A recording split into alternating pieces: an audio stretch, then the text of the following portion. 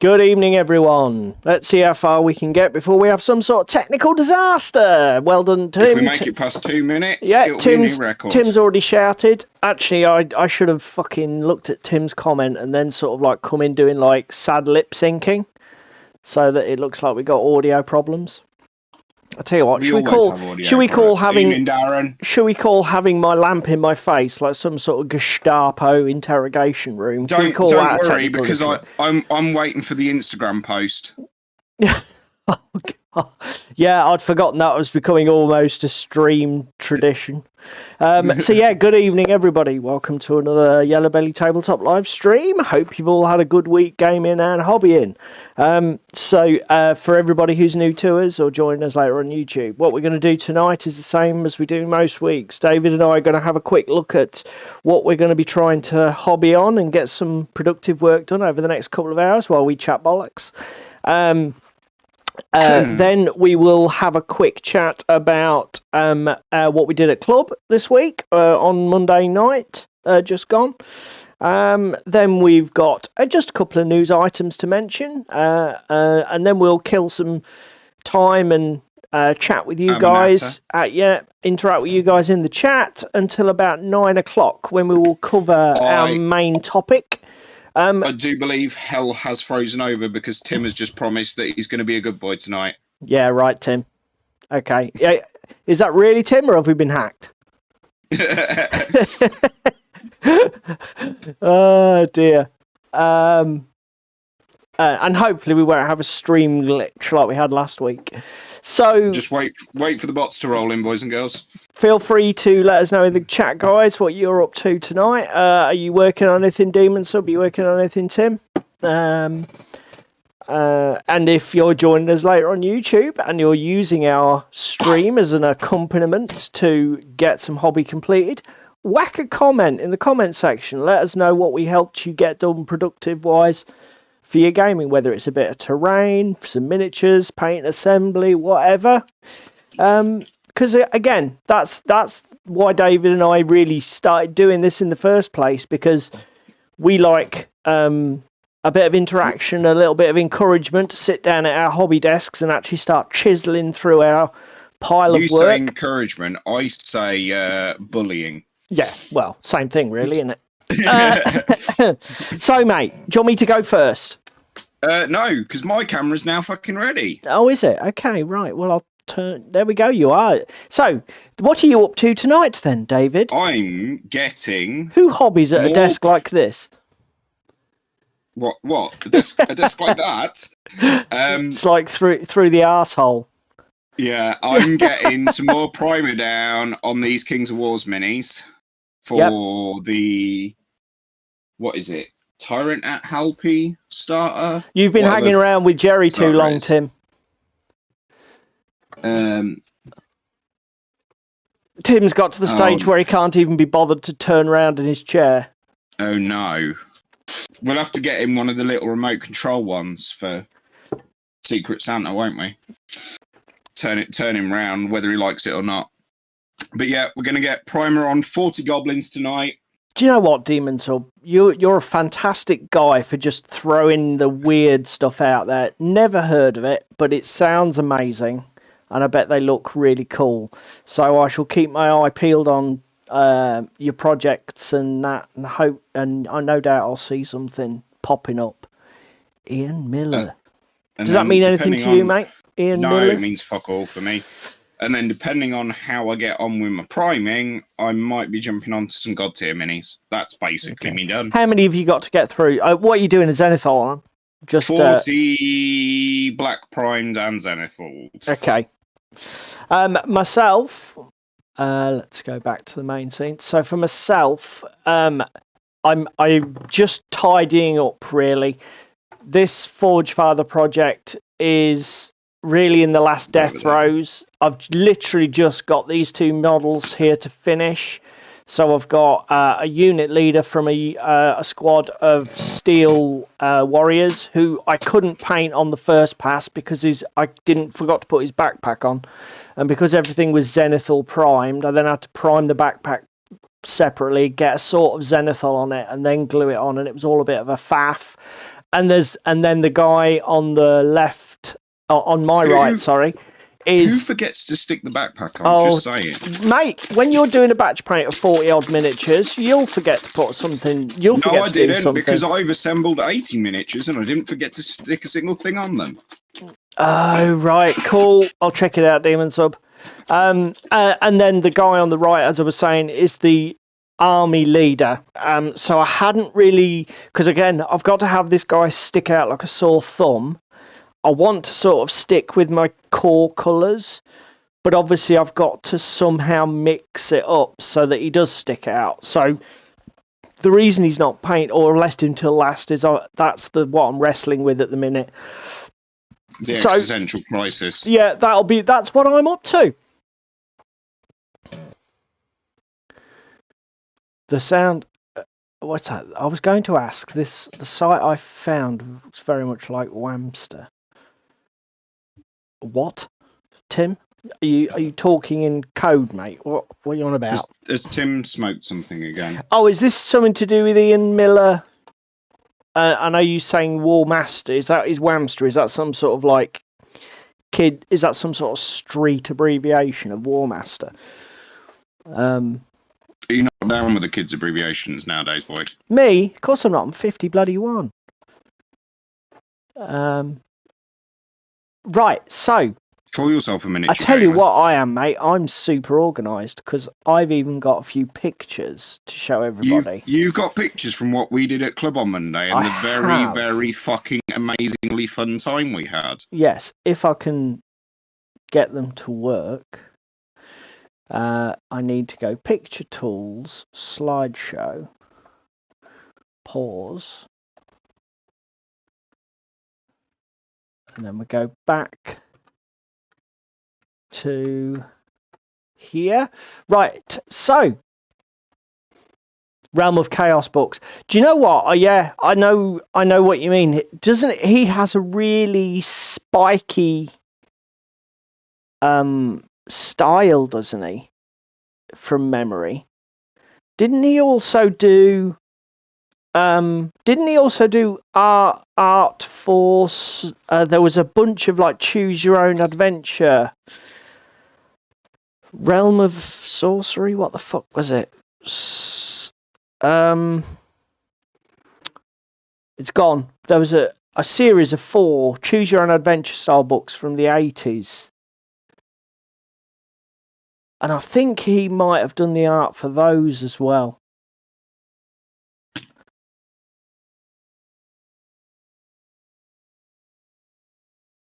Oh, hello, Crispin. I didn't even see you, mate. Crispin's No, popped. he just wandered in, that's why. He's popped in the chat. Oh, hello. Yes, I've just seen your comment, Crispin.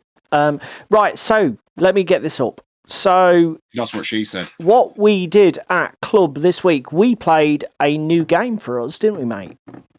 Yes, we did. Ta-da! We played some Kings of War Armada, boys and girls. Hence the CMAT. So this is air deployment. So we've got no ships on here. So we were just doing the Armada 2-player starter set. Right, okay, John Blanche. Okay, it's similar to Blanche's, is it?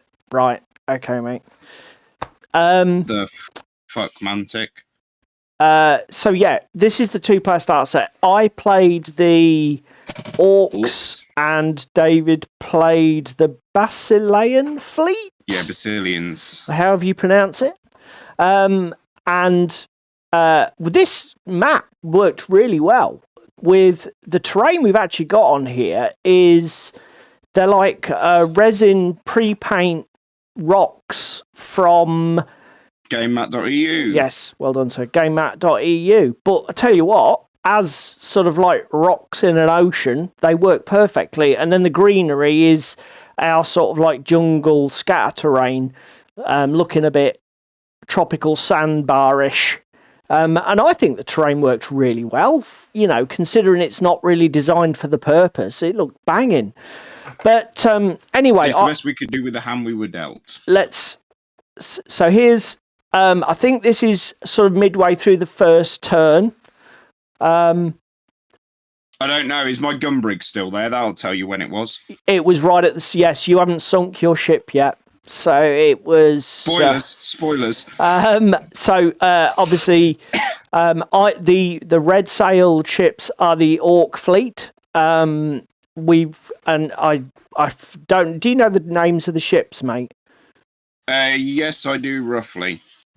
So you have 2 Hammerfists. Which are the ships that are at the front of my deployment here, heading straight for the enemy. With the big fuck-off massive hammers up front. Yep. You have your Blood Runner. Which is the ship that's sort of sideways on that I was trying to redirect over to my left flank because I spotted one of David's ships to the line making a breakdown there, so I wanted to reinforce that side. And then this thing at the back with bomb boat, which is it's like equipped with a giant mortar, isn't it, mate? This Orc ship at the back here, and then so David's got you've got a little support ship at the back there. Yeah, I have a Gur-Panther. I think it's a Gur-Panther. Which is the bigger support ship. That's the one. For everybody, that's the one on the right-hand side of the Basilean line here as we're looking at it. Eloys, which are the 2 with the big brass figureheads at the front. Yeah, and I think they're the 2 that are in the centre line here, one coming straight on and the other heading off towards my table left. And then I genuinely can't remember what the name of the other one is. Well, the other one didn't play a massive part of the game because David made a bit of a faux pas with his movement during his turn 1. And I called it, and I tried to retcon and avoid it, and I couldn't. So I was like, fuck it, we'll see what happens. And unfortunately, as everybody can see by the wind direction marker, which is over here on the left, for those who don't know, that one of the coolest aspects of this game is the initiative system. So effectively, you determine the direction from which the wind is approaching the table. Tim's taking the piss out of our ironing skills. Oh, shut up, Tim. It's club. We don't iron stuff for club, and even if we did, it'd be creased again with 5 minutes. So the wind direction is determined, and then you place that marker on the map, and then it can move randomly with a dice roll at the start of each turn. But it's like a 2d6 distribution, mate, isn't it? So it's got 5 to 9. It stays where it is. So it's probably only got like a 30 to 40% chance of moving, probably 20% each side. So it doesn't keep flicking and changing all the time, which is good. It's really good thought out game design. It doesn't make it so random that it just becomes annoying. And then basically what you do is once you've determined your wind direction, you draw a line across the table moving in that direction, and as each ship comes into contact with that line, it's that ship's turn to activate, which is absolutely genius. Fucking genius system. It's a great little system. I believe it's lifted because, and again, I think I'm right in saying these rules that Mantic have got are an adaptation of Black Sails, which is a historic naval game. From Warlord, isn't it? It might be Warlord, or I don't know if it's an Osprey one. But somebody in the chat will know the answer. I've got a feeling it's Warlord, but don't quote me on it. So the system's the same, I believe, in that game. So, unfortunately for David, what that meant was after my first Hammer Fist had activated, he had to activate his small ship at the back, and it basically smashed into his large ship of the line that was dead in front of it, because you have to move before you can make any adjustments to your direction. And he rolled he basically got ridiculously unlucky. Failed both of my evade rolls, which were 4 up on a d10. And then rolled. And I only needed 1 success. And then on the damage, because the ship the smaller boat was hitting was bigger than it rolls 2d10. So it rolled 19 fucking damage. 19 out of 20. When it's got 20 hull points on it. Fuck you, dice. So it just went straight to the bottom of the ocean.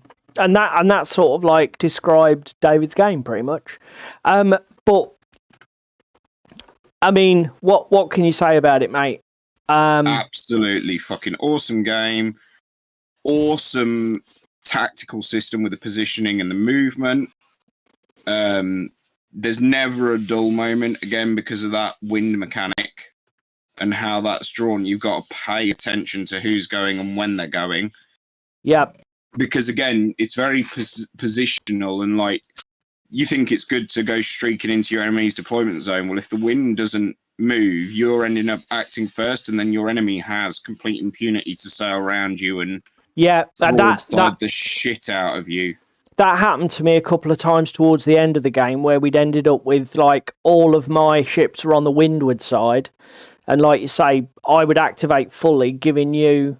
And the thing is, when your opponent has activated out, it's much easier to plan your lines of attack and get your broadsides off and stuff.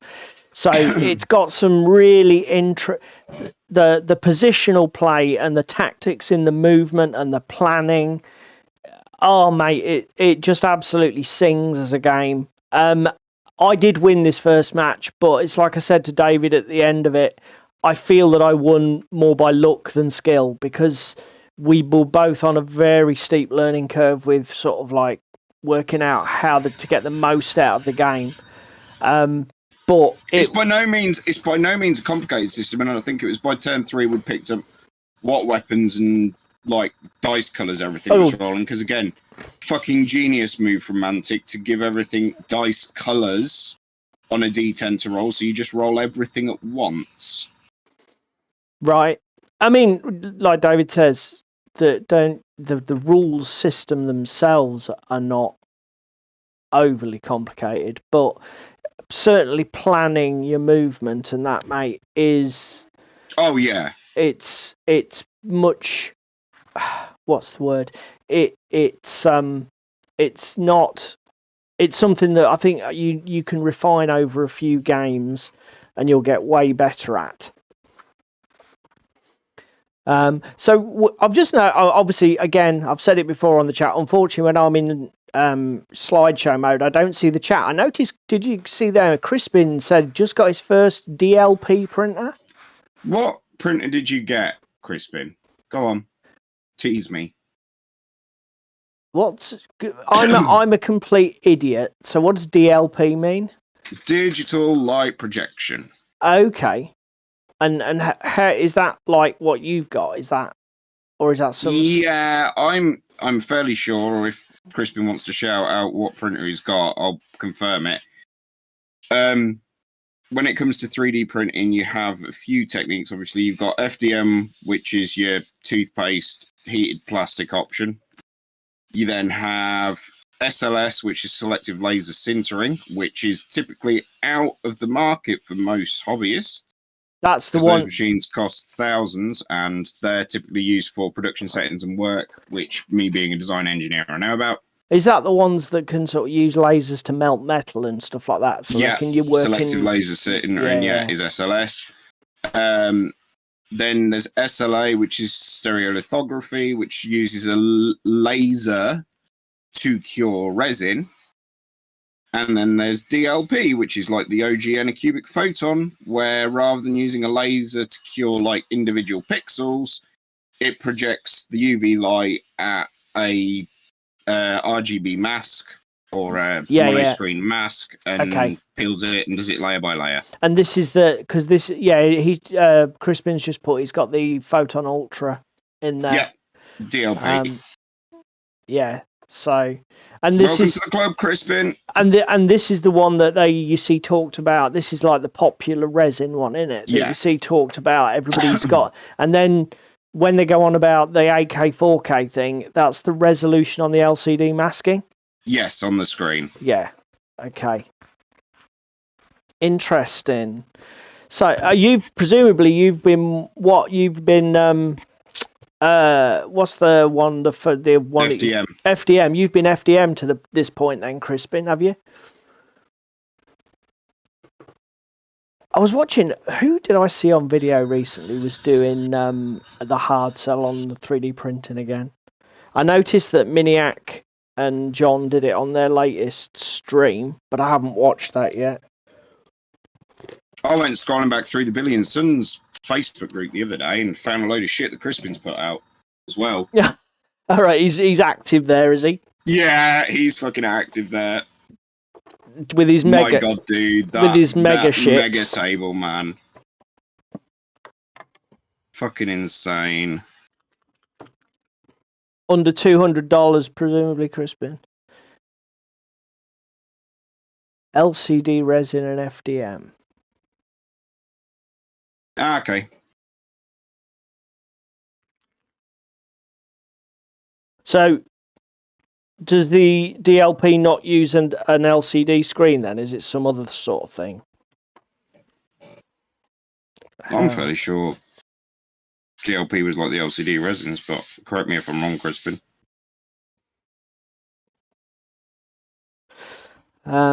So yeah, we're definitely going to be planning some more bloody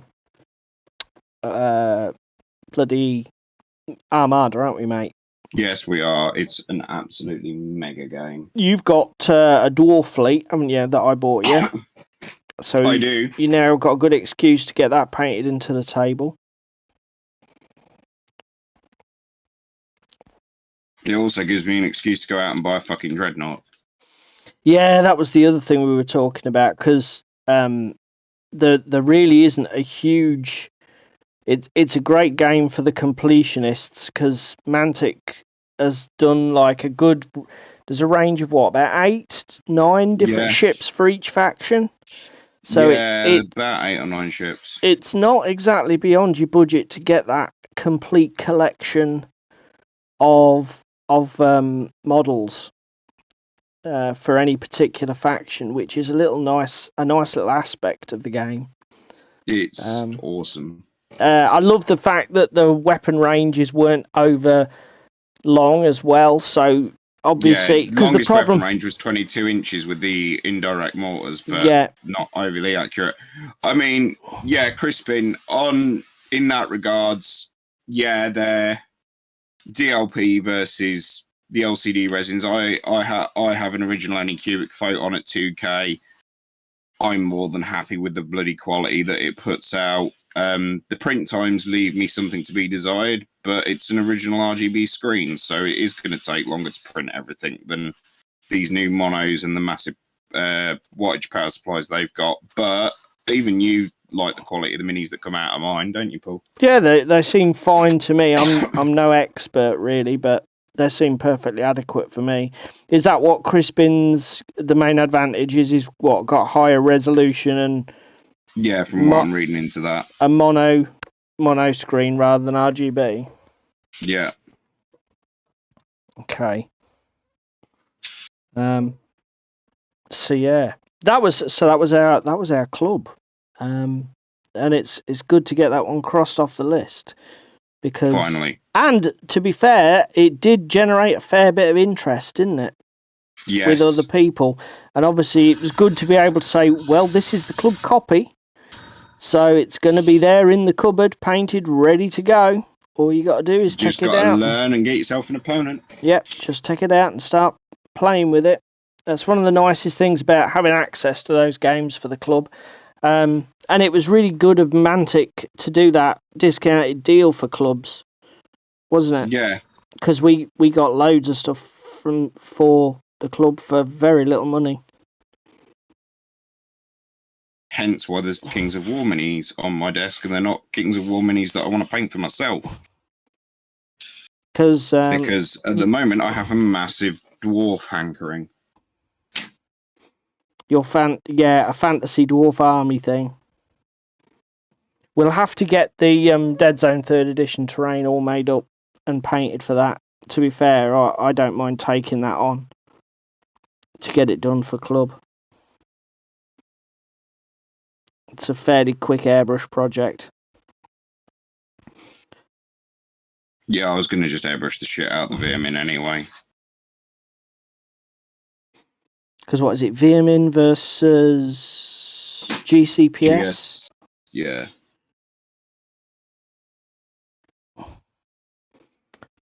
Okay.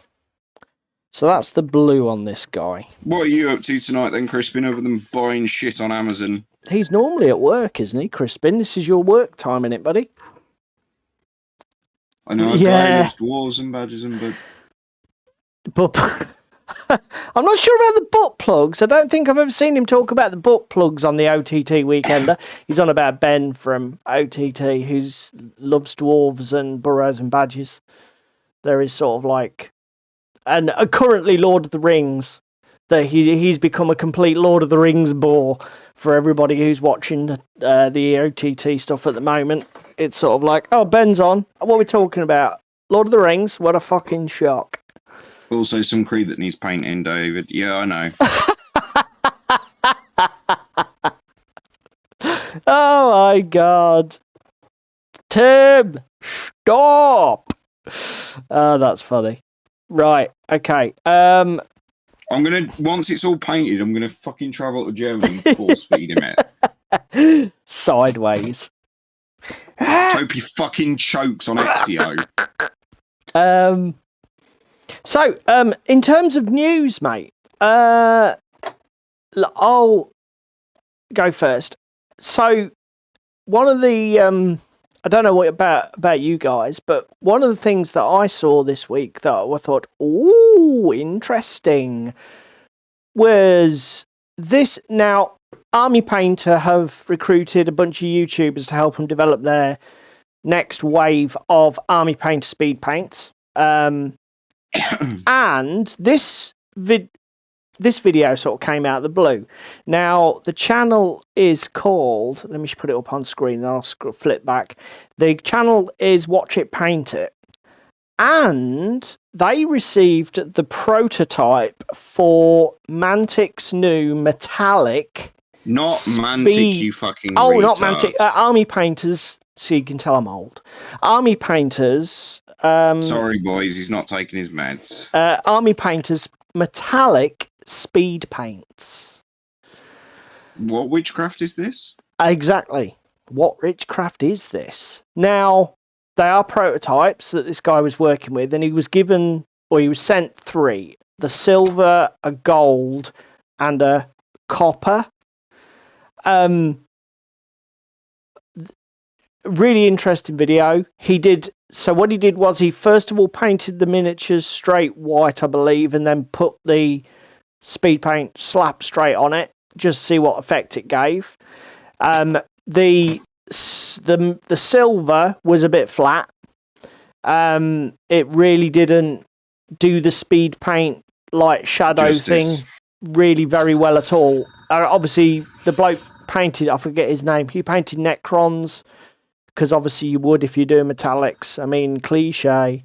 But the gun came out okay with some short shading in the recesses, but the way it covered the body, it was very flat.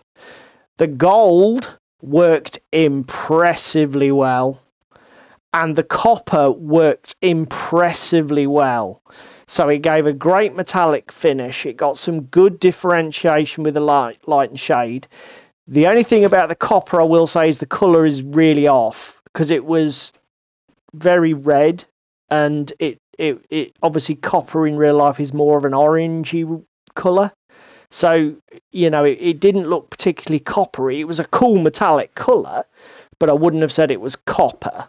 Do you know what I mean? Then he did an interesting thing. Was he put them over, I think it was a metallic. He did a metallic undercoat and then put them over that, I think it was. And it completely changed both the way the colours appeared, and it changed the way that the shading looked. So the silver looked a lot better. He did say, obviously, he'd been in touch with Army Painter about the products and about the lack of depth of shading. And Army Painter had said, because of the nature of the formulation, when the best way they could describe it was that it really only had a 2-tone effect, whereas the classic contrast has the tritone, so you have the shadow, highlight, and mid. These metallics They really only did a two-tone thing. So they did say that they didn't think that they'd be able to get them to the full level of like the classic speed paints in terms of how they function in terms of that differentiation of light and shade. But they looked... Counterpoint though, do they even need to get them to the same point if you speed painting the rest of your shit and you're just doing the metals at the same point? I mean, the guy in the video said, obviously you can easily just pin wash with black inks or washes just to add deepen shadows if you need them deepening to pick out details. That the only drawback with that is when you start going down that route, it's then like, well, why do a speed paint then? Because the whole point of the speed paint is the time saving, slap it on, forget about it, walk away. If you've effectively just created a metallic paint that requires the same work that standard metallics do to bring out the sort of like detail and the differentiation, are they really worth it? As I say, the other issue that I can think of that I did think was when I was looking at this was, I don't know necessarily why it's something that we need, because most details that I paint that use metallics tend to be quite small. Obviously, you do get large night models. I'm going to put you back in your box on the med ward because you had ample opportunity to paint a shit ton of metallics and you chose to be a sadist and paint them cream and blue. What are you on about now? You're fucking Necrons, boy. Oh, yeah, I know, but speaking in general terms, I mean, the Necrons are the Necrons. They are robots from space, and yeah, they're a bit of a specific thing. A lot of people do Necrons metallic head to toe, and actually this guy did, at the end of his video, he took one of his Necrons and just basically speed painted it just to see what it would look if you did a whole model with just these paints, sort of thing. And it looked fair enough, but you know, that's one specific... Hello, Dan. That's one specific model range. Do you know what I'm getting at, mate? It's like... Yeah. Most of the time when I'm painting metallics, it's details, it's small areas. Do I really need a speed paint? You know? If I'm painting a belt buckle, what the fuck advantage is a speed paint going to give me? If I'm painting a sword blade, do I really need a speed paint? A standard metallic will do the fucking job most of the time, particularly if you're in speed paint mode, because let's be fair, if you're in speed paint mode, you're not obsessing about highlights and shadows and, you know, bloody... Well, I mean, if you are, then you've completely misunderstood the purpose of what you're trying to do. It would be my pushback. So, interesting video. I do like Army Painter. You know, good on them for trying to do something new and push those boundaries. How useful is it? How excited am I for the product? Not super, if I'm honest. Simply because I can't see that I'm going to put them to a lot of use. I'm much more excited for their next wave of the expanding the colour range of the standard paints rather than going into metallics. To be fair as well, you'd probably rather spend that money that you'd spend on those speed paints on something like the Turbo Dork metallics. Well, there is that, mate, to be honest. Again, I mean, what do you think? Do you think, I mean, you're not a big advocate for speed. You do use a bit of contrast, don't you? But you don't necessarily buy into the products. I don't use it in the way it's intended. I use it as a wash. You're using them more as a technical paint to add to standard painting methods, aren't you? Do you think... Crispin, we're not far behind you, to be honest, mate. We will be getting some when they're out. What's that? Vallejo Express speed paints. I think that's right. Okay, we're definitely going to be... I think the other thing as well is we're going to be dipping a toe. Some GSW dipping inks as well. Yeah. I certainly will, because more than David, I'm all the way in on the old speed paint. Using it as a way to just get work done quickly, I'm all the way in on that, because I love it. Funnily enough, it's one of the things that's allowed me to get all of my Assassin's Creed models painted, David. You haven't got all your Assassin's Creed models painted, so shut your fucking mouth. Oh, I can tell when dear. you're lying, bitch. Rude, It's fucking everybody. true, though, isn't it? When I say all of them painted, more of them than you painted. How's that? No, that's a lie, because technically there's paint on more miniatures of mine than yours. Just because it happens to be a primer coat, it doesn't matter. Have you primed everything in the box then? No, not primed everything in the Right, box. okay. Primed So a fair bit. basically, if I do a bit of priming at this weekend, I'll smash that out. No, fucking challenge accepted. You've not got a fucking tower to paint either, you bitch. No, I haven't, because I didn't go in for the Kickstarter.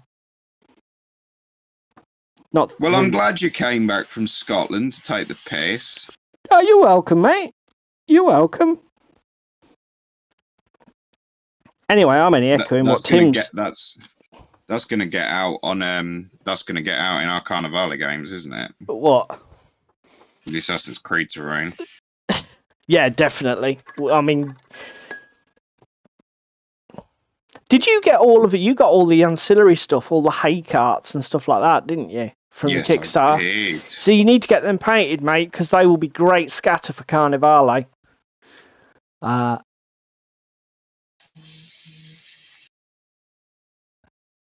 Who's messaging me? Oh, that Crispin. Presumably those Napoleonics were for your silver bayonet, Crispin. Nice. Right. Other news. What else? Now then, I mean, just to bang a drum. Speed painting. We had a video 2 weeks ago about pro painting and the sort of culture of top level painting on YouTube and in the social media, and how there's not enough emphasis on real world painting and, you know, achievable levels of painting that us mere human beings can do. Well, Miniac did a video. Good video, by the way, put in loads of work with like little skits and comedy moments, him running around dressed as a Dracula attacking people at desks, and childish little stop motion things with plastic skeletons. But he's basically, I think he's in an escalation league of some sort where he's building an AOS army, Soulblight Gravelords, and essentially he did a video about speed painting these Soulblight skeletons. And it's a great video for people who don't want to necessarily push everything to level 21 and just want to get some stuff painted. So yeah, good on him. This is a cracking video. So I don't know if that's us just reading the zeitgeist, mate, or what, but it's fantastic to see somebody who normally fixates on, you know, put 40 hours into this one display model, just completely turning left and saying, let's get some armies painted, let's get a force on the table. So yeah, this is a great video. I'll put a link down in the description below. To be fair though, Miniac's always kind of been like that though, isn't he? He's a very high level painter, but then he does do random fucking ridiculous shit like paint an army in 24 hours. Does he? And cut as... I know Ninjon has done a couple of speed paint video. One like that as well. I don't remember ever seeing Miniac do that. I know that Miniac always, like in the podcasts with Ninjon, when Ninjon starts giving him shit, the one thing I will say about Miniac is he's completely honest about his inability to paint armies, and he's not a good workhorse painter. He never has been. He obsesses about stuff for too much. He takes too long. That sounds moderately familiar. So, you know, the guy is not somebody who labours under any kind of delusion, or he doesn't misrepresent himself. He's always been very open about it. But it's nice. I don't know what exactly he's kicked off this epiphany for him, but it's nice to see him actually doing this sort of video, because like I say, you know, his other stuff's great. And his, he does do beautiful, amazing work that I wouldn't even attempt to do. In terms of the quality of his paint finishes and that. But it's nice to see him saying, but here's, make room for this as well in my video catalogue. And I hope the video does well for him on his YouTube channel, because it'll hopefully encourage him to make more of them. And again, if he's doing covering the whole escalation league and doing his painting of his whole army, there'll be more episodes of it to come. Chili cheese nuggets from Tim. Fuck, are you making me hungry now? Oh, we had leftover curry and it was fucking gorgeous. Chicken and butter bean. That is really weird because I had jalfrezi for tea. Nice. I had a really nice jalfrezi for tea.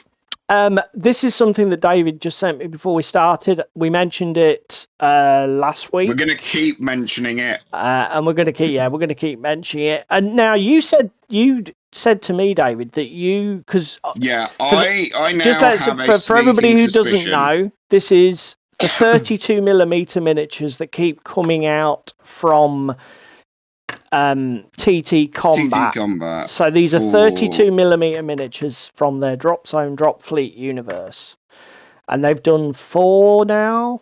No, they have done. Bear with me and I'll put my airbrush down a second. They have done Pungari, Shaltari, Scourge, Resistance, PHR, and UCM now. Okay. So all factions are now We've seen one model from all factions, and technically 2 from the Shaltari, because the Pungari is actually a Shaltari faction mini, isn't it? Is that right? Yeah, Pungari is a sub-faction of Shaltari. What he meant, Crispin, was I think the Miniac's trait of being over-obsessive and really a slow plodding painter who never gets big projects finished because he picks away at little things for far too long. Yeah. I'm more obsessed about the detail than the overall picture. Yeah. So I think that's what he was getting at. He wasn't trying to. No, I'm not. I'm nowhere near in the same fucking ballpark as Miniac. He wasn't having an egomaniac moment where he was trying to inflate his abilities. I don't think, unless I get that wrong. No, I was not. So yes, but you said to me. So you said TTCombat have this year brought their advent calendar back. Okay. So in the Christmas countdown, every day between, I think it was 2 or 3 days ago, and Christmas Day, we're getting teasers. So on the first day, it was new concept art for one of the Doctor's minis, which is like this fucking abomination of a husk. So when you say, together. Sorry, can I be just a thick person for a second? When you say advent calendar, what is it like? They release a news article? Basically. Yeah, teasers, news articles on their community page. Every day? Yeah. In the run-up to Christmas, got you. One of the Kickstarter minis is now in Carnivale permanently. So that was day 1. Okay. Day 2, we've seen some new minis for Scourge and UCM in Drop Fleet. We've seen some new Rumble Slam stuff. And obviously we keep seeing shit like this roll out on Instagram. I've got a sneaking suspicion we're going to get to the end of the advent calendar, open that final door, and be greeted with a 32mm Drop Zone Commander game. And do we still think that is going to be Kickstarter launch? Probably. I wouldn't put it past TT, and I get why. And if it's an entirely new game system, exactly, it does. I mean, it's sort of. It is going to be It's going to be a big project, isn't it? Yeah. Okay, interesting, mate. So you reckon, literally, end of December, we could be hearing. Even if it's like they put up the coming soon page on the old Kickstarter, you think it could be up there?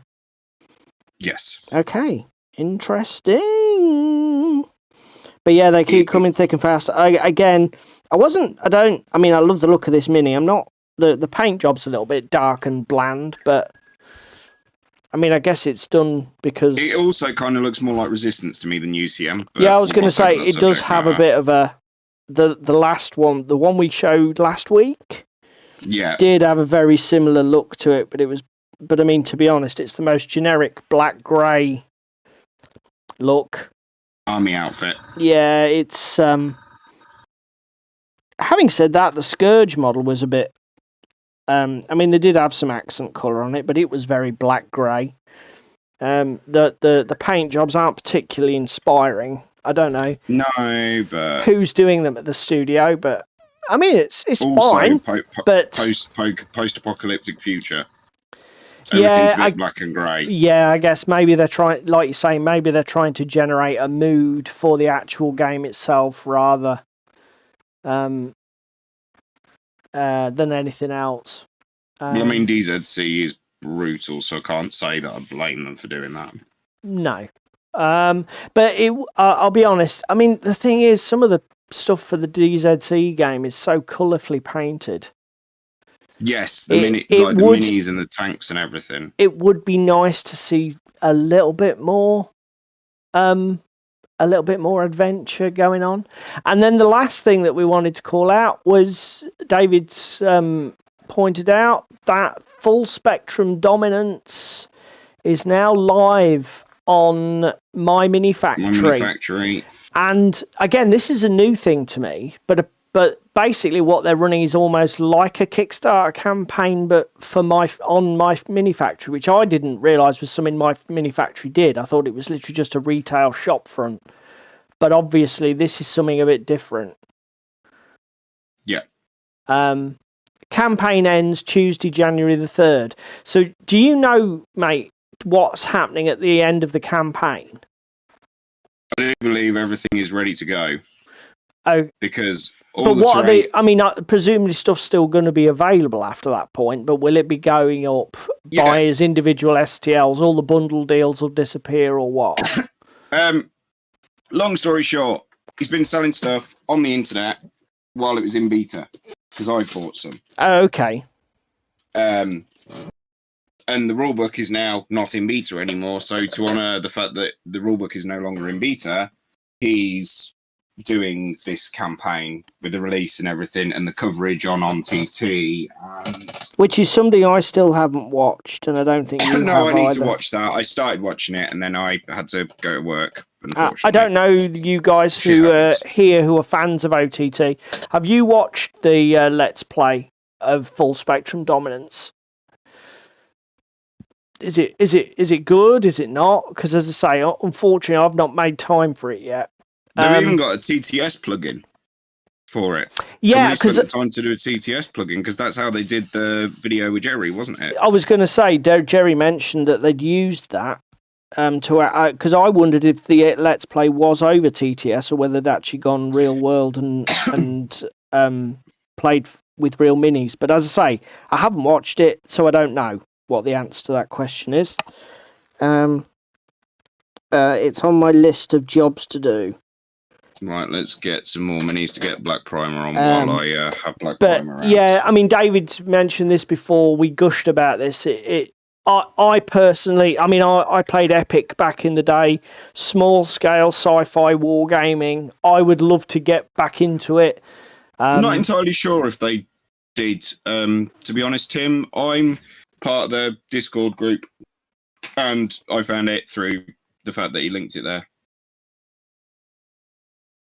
Okay. The minis are gorgeous. The thing I like about it most is the fact that it's they do it in DUs, like all the measurement distances in DUs. That's right, and you can rescale it. Yeah.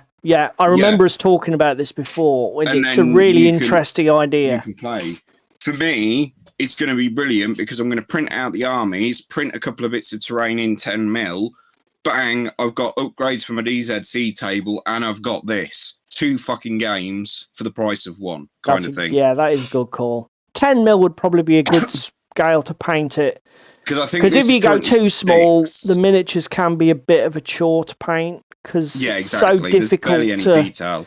Exactly. It's difficult to get excited about painting 6mm minis. I love the games, but painting miniatures that small, it's not difficult, but it's not exactly inspiring. I'm just going to take my headset off a second because I need to find my what's it called? But minis. Yeah, that's looks looks interesting. And as I say, as somebody who played Epic back in the day, I'd be all in for getting for some small scale sci-fi again. To be honest, I ought to get my arse in gear and dig out my old collection of Epic miniatures, and But you ought maybe to also get your fucking DZC sorted, boy. well, I've got the thing with the DZC. I've got the Scourge done, except I need a command miniature. So painting my PHR is on the table, but it's not urgent because I have an army I can field. Do you know what I Yeah. mean? That's one of the drawbacks. Once you get an army, I don't know if everybody else finds that, but when you've already have one finished army to play for a game, particularly if it's a game that you're not playing all the time so you don't get bored. Or you don't need two armies because you're not the ambassador for the game. Yeah, actually saying making that second project a priority is often quite tricky because it doesn't take much for it to get pushed off the plinth, if you like, and back into the I'll do that later job. Dan's got Scourge starter, but he's not built it yet. To be fair, I don't think you've even played any DZC yet, have you, Dan? To be fair, I don't think there's much to actually build. The APCs are all one piece. You probably got There's minis to glue. There's wings to glue on the Marauders and turrets to glue on the tanks, but and honestly, mate, it's individual infantry miniatures to their base. Yeah, there isn't really a shit ton to do for it, and it paints up really quickly. I mean, literally, my lot was all just done with the airbrush and those colour shift metallics. And then basically painting in headlights and cockpit glass and that sort of stuff with, running lights on the flyers and things, painting them in with a brush afterwards. I think it was probably about a 2-day project to get the entire army done. It really isn't. Get your stuff. Unless you're an absolute psycho. Oh, did you see that? The gauntlet. Yeah, I'm not rising to the bait. I'm not rising to the bait. I'm not rising to the bait. I will not be risen to the bait. I heard the gauntlet slap down. Get your stuff sorted. So yeah, I don't know if you guys find the same. I find it's a real problem. Once I have an army under my belt and I can get it to the table and get some games in, doing that next level, I suppose it's because I'm one of these idiots who plays far too many gaming systems. It's like, yeah, but I don't have any models for X, Y, and Z painted.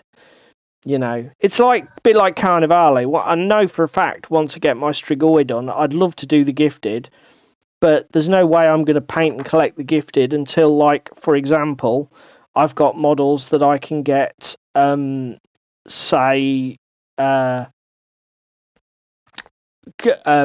Silver Bayonet on the table or something like that. Do you know what I mean? Because I'll move on to the next project that I don't have anything for.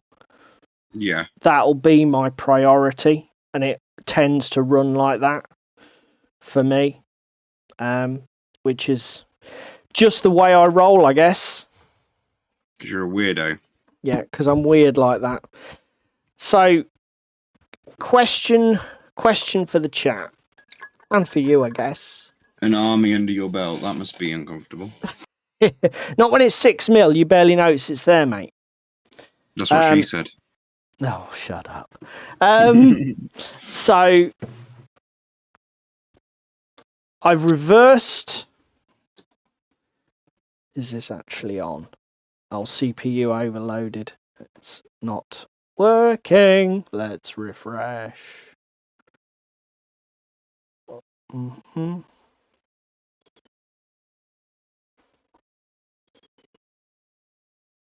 Just bear with me, trying to get my mini cam back on.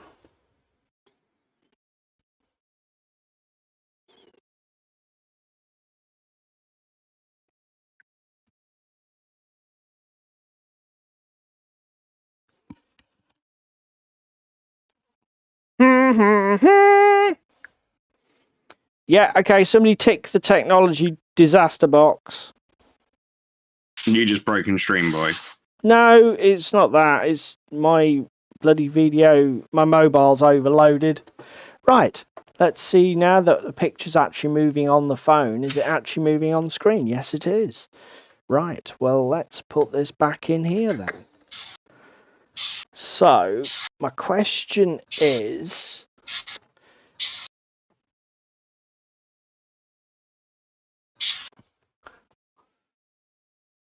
This is fists on this model, David. Hang on. I've got to wait for it to catch up, haven't I? Yeah. Am I going to paint? Okay, then, Darren. We'll see you later, mate. Yes, Tim. It wouldn't be... My belly is more than 6mm. You're not wrong.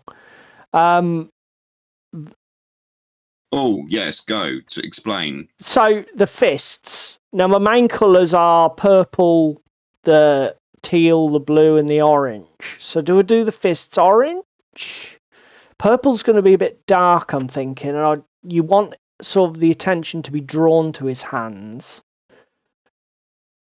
On the other miniatures, I just did the whole... Is this not your leader? It is my leader, yes. Can I make a counterpoint? Go on, then. I know you want to stick with your scheme. Yep. Did you do your backpacks in that deck tan that I said about, or that pale blue? No, I just did everything in the teal. Okay. It was just a thought, because if you'd have done the backpacks with, or them other bits in that colour, you could use that on his fists. I still could. What, go for a grey? Yeah. Because it's then unique to that particular point in your army. Yeah, because I mean, well? with my other guys, I painted like the whole arms blue. Yeah. And with this guy, I just sort of wanted to draw attention. I wanted to create a bit more interest on him. Yeah, a bit of drama. Do you know what? Grey might be a good call. That Vallejo pale blue. It's a really cold grey. It's not blue, it's grey. Yeah, but then again, it's speed paint on everything else, isn't it? So... Oh, for fuck's sake, stop being a pansy. And so, what colour was it? Vallejo pale blue. Don't ask me to quote you the fucking number, because I've got no idea off the top of my head.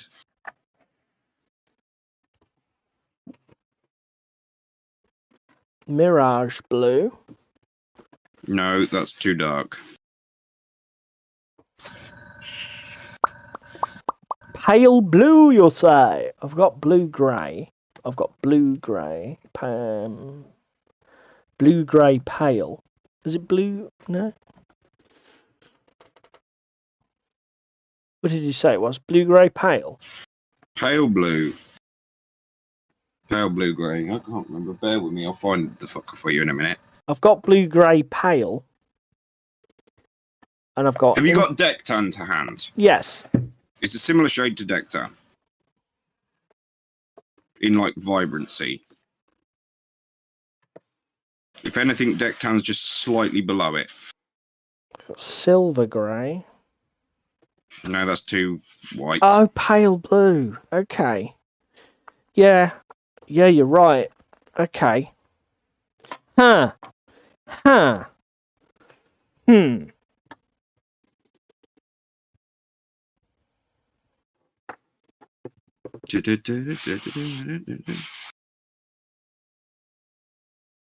Huh. What are you hiring at? Like some sort of villager out of Minecraft? No, the idea of this is interesting.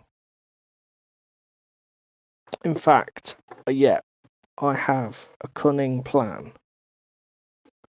Right. Thing is, it's completely unique colour because you've not used it anywhere else in the army as well, so it will draw attention to him. Do you know what? You've sold me on the idea of doing it. It's look at that, but as if by magic, it's 9 o'clock. So then, mate, Narrative versus competitive. Yeah, shall we talk about our main? Boy. Let's talk about our main topic. So, for those of us in the hobby, it's quite a familiar. I'm sure it's a familiar concept to a lot of us that when we play games, there are two really, not necessarily opposed, but there are two radically different schools of thought generally when it comes to playing games, particularly the type of games that we all enjoy. And these two, in its most simplistic sense, these two camps can be broken down into narrative style gaming, where telling the story is telling some kind of story around characters and events and having cool stuff happen that's almost cinematic or exciting is the most important thing. To come away from the game with those water cooler moments that you'll be telling your friends about, and it's like, oh, and then this happened, and then this happened, and you wouldn't have believed it, but then this happened. A bit like, exactly like David and I were saying earlier, that moment will never be forgotten, where on the second turn of the game, David's ship plows into the side of one of his ships of the line and then just disappears under the waves through just sheer incompetence. Those sort of moments. And for a certain category of player, those sort of moments are the ascendancy. They're what they look for in their games first and foremost.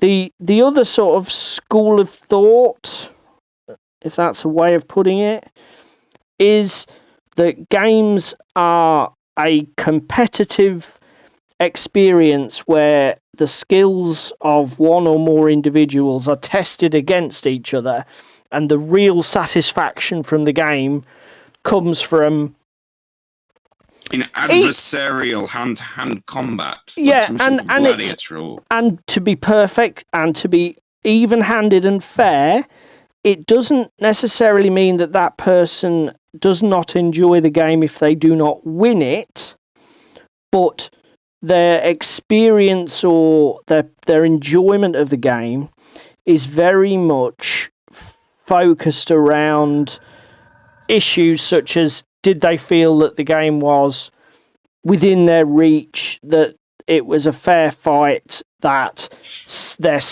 decisions that they made really mattered and really impacted the outcome of the game. Units were balanced and not broken. Yeah. And so those sort of things that feed into a competitive mindset where, this is a competition. Was I able to bring my skill to bear to influence what was happening? And even if I didn't win, did I have a good shot at it? Blah, blah, blah. Is that any better for you, Tim? If not, let me know. Thank you, Tim. Thank you, the technical arbiter there. To be fair, I don't think it's his audio, Tim. It's his voice. Have you heard him? Jesus Christ. I'm nasal as fuck. The old fucking... His bloody voice is ridiculous. So, yeah, I mean... What about you, mate? What's your personal... Would you describe yourself as either A or B in my previous comment? How would you... I am neither. Okay, you awkward fucker. The reason I will say I am neither is the example I'm just about to give. Me and you know, whenever we are playing, even if we're playing a narrative scenario and one of our hands is tied behind our back, we're always both bringing our fucking A game. Like, do you remember that 40k game with Tau versus Necrons at yours? Yes. And that fucking Chassray that just wouldn't die because of jump, shoot, jump in 7th edition, jumping out, shooting at your monolith, jumping back into cover, and you couldn't kill him for shit either. And I couldn't target him even because he just kept moving himself out of sight. Yeah. So I do like a competitive game if that is the understanding with my opponent of, look, we're both bringing our A game, let's get on with it and beat shit out of one another. Counterpoint is, I really fucking love Frostgrave and narrative development and campaign modes in games and that overarching long-running story and development of a warband or set of scenarios. Again, I've played a few games with lads at club, 40k, etc., in a kind of narrative setting to change up the pace a bit as well, because when I used to play 40k quite a lot, it was quite competitive because, unfortunately, salamanders are salamanders. So they're a bit broken. Well, they had a bit of a high point, didn't they? Yeah. I mean, again, So I would echo that's why that. I'm awkward. Again, I'm quite partial to Blood Bowl League or game. So, but out of the two, would you say you have a preference? More narrative. Or do you have a leaning? Definitely more narrative. Yeah. Yeah. And the reason I'm more narrative is because, unfortunately, competitive games and competitive gaming can bring out the worst in your opponent and people. Yeah, I over time. You're playing that wrong. Well, no, I'm playing it how I want to play it. So why don't you go fuck off and play your game? Yeah, I mean, I mean that in the nicest way. I would say that I am the same now, in that if I have a preference, I need a game to be fun and I need to be engaged with what's going on.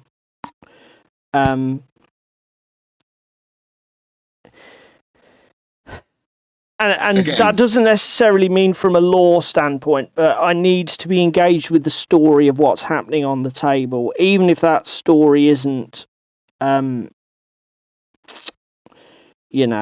if I'm not into the lore, it's like that my guys are doing this and my guys are doing that, and I have to feel that has to be more important to me than the actual action of the game mechanics itself. Yeah. I mean, I have become much more tolerant of in fact I much prefer very simple games. I'd rather a game have a very stripped down rule system, as long as it's got something that feels a little bit unique. I'd rather it had that USP that we constantly keep mentioning on the show. As long as it's got something that makes it a little bit unique. Don't even get me started on that, Tim. I'd rather have a game, with a simple rules system but still be engaging than have huge complexity and depth and just be a chore. But having said that, I'm a bit like you. I have a foot in both ponds because games that are badly designed and that have gaping holes in the rules, that they anger me. And they do detract from my gaming experience. And I suppose that is a reflection of competitiveness. If you look at even if it affects all players equally, if you look at a rule system and it's got just bloody great big holes you could drive a bus through that make particular factions or models or even strategies and tactics, I've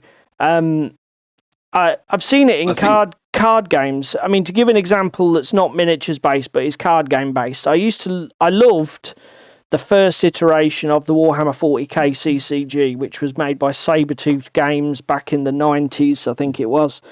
And I played it competitively and I collected the shit out of it. And in it had two combat mechanics, exactly like 40k. It was obviously designed to mirror the game. It had an assault mechanic where you had close combat, and it had a shooting mechanic. And the game was never, the design was flawed in that assault was never going to be as good as shooting. A shooting strategy and a shooting game and a shooting deck always had a massive advantage over an assault strategy or an assault deck. And I won't go into why that was, but even now, it angers me to think about it, because it was so close to being a great game, but it just had this massive flaw in its design. And those sort of things do piss me off, if I'm fair. Yeah. Sorry, Tim's interacting with chat on his own. We're going to have to roll back a bit. Fisto, the nice spot from Fallout New Vegas. You can paint blood spatter on the fists. 3 schools if you count those who do not fiddle. David audio crackling. No, seriously, you cut out.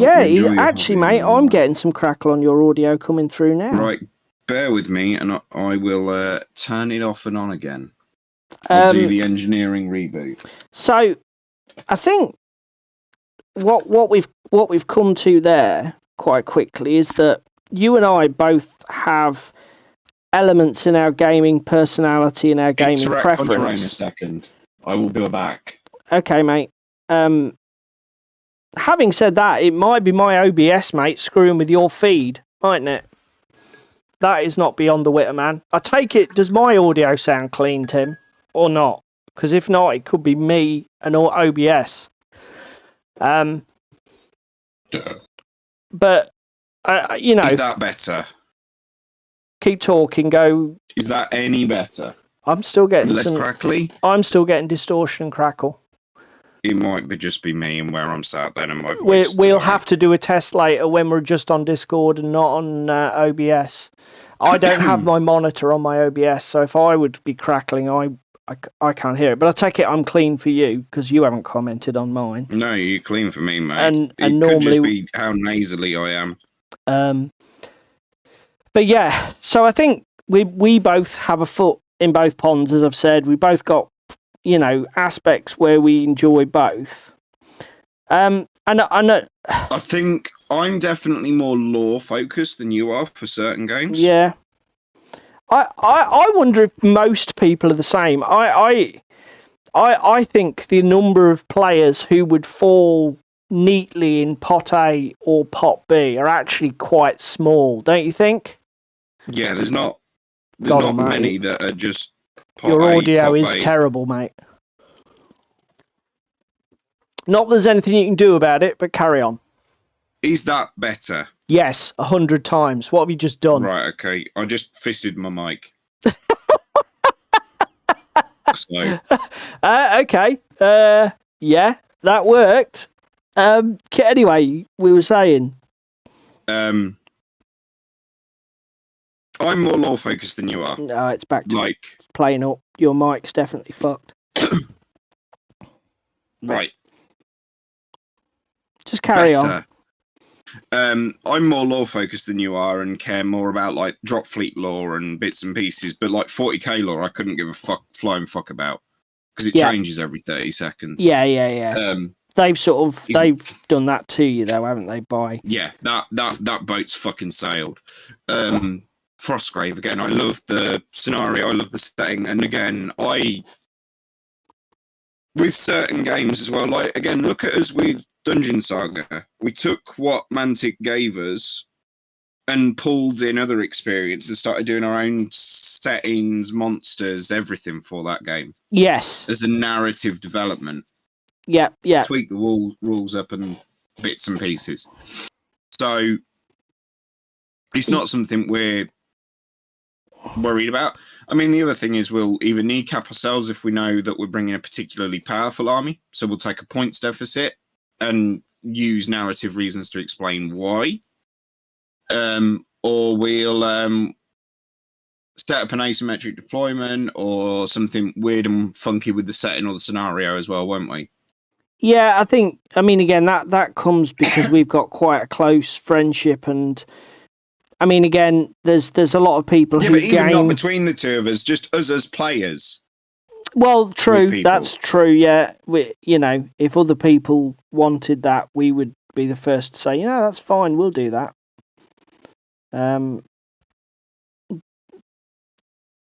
But I mean, I'm as of late though leaning more towards narrative, more and more, and the smaller skirmish games. Wild West Exodus, Mythos that I need to get into in the coming year, Carnivale, loads of these little skirmish games. to be fair Because- though, the reason for liking those games is not related to the issue of competitive versus narrative, is it? Isn't it more to do with issues of like the games are the hobby overhead isn't as high, you can paint, you can complete a project to move on to something else for variety. The games don't take forever to play, or am I wrong in that? Is there a narrative competitive thing going on? The narrative and the lore and the scenarios are grabbing me more. Okay. From those kind of games. So there is a factor there for you. Yeah. The storytelling that's possible in that sort of game. Again, Bolt Action is a prime example of this. And going British Airborne for the entire list built around Operation Market Garden and the absolute clusterfuck that it was. Well, I mean, the other reason Bolt Action is a great thing to bring into this conversation is that Bolt Action, sort of by its own design, has the two play modes where you have the entirely narrative, story-driven approach of you must build a list that fits a particular theatre. You might even be recreating. OnTableTop did a great weekender show recently on a Stalingrad project. Sadly, it was on their subscription service, so only those of us who were subscribed as backstage members could see it. But they had a video about a guy who was going balls deep into Bolt Action and recreating a large portion of the Battle of Stalingrad, and everything was about getting the armies bang on for theme, having the right models in them, etc., etc. But, I mean, Bolt Action also has its generic platoon mode, where you can take anything and fight anything. So you can completely suspend all of your narrative requirements and just slap the models on the table and play. I mean, I think you're like me, David. It's like we've talked about it. You've collected American Airborne. You particularly British Airborne. But you particularly focused around Market Garden, didn't you? Yeah. Yeah. And so my first instinct was to collect a German army around Market Garden as well. Because when we put those on the table, I want that for my immersion. I want my 10th SS Panzer against your British Airborne, because those were the forces that we've pulled from the rosters, the campaign selector for Arnhem that Warlord do. And for me, that's important. That's an important part of that game. And historics do have that, don't they? Yeah, exactly. There's, again, completely fucking lopsided, one-sided battles. But they're still within the bounds of the rules to be fun. And an alternate history, for example. Because we're not recreating the fact that the British having their arse handed to them. Again, you and I are going to compromise because we're going to feed the other part of our. We're going to create 1,000-point lists from the Warlord campaign selectors, but we're still going to build sort of valid bolt action armies. We're still going to sit down at the table with evenly balanced forces.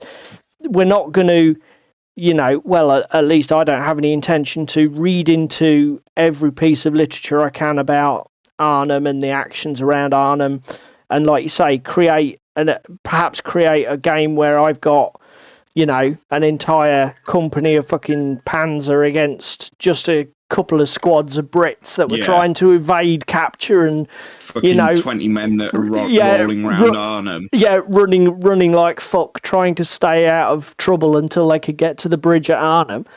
I mean, we could do that, but I don't really have an appetite for that because I also want the game. I want a game against you. So, again, you and I we're compromising both of these things, aren't we? We are bringing both to the game, so we need both. Because I think it's an unfortunate truth.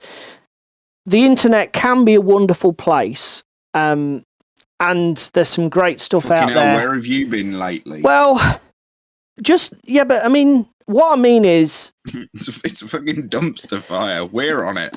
Yeah, but the internet gives us access to things. I mean, just to take what we've been talking about, how much easier, how easy has it been to research something like the Battle of Arnhem and true.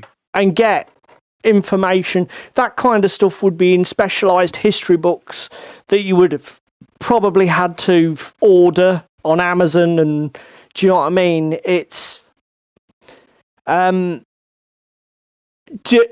Crispin, to be honest with you, no, we don't. I don't play campaign style games. You lying bastard. Why? What do we do?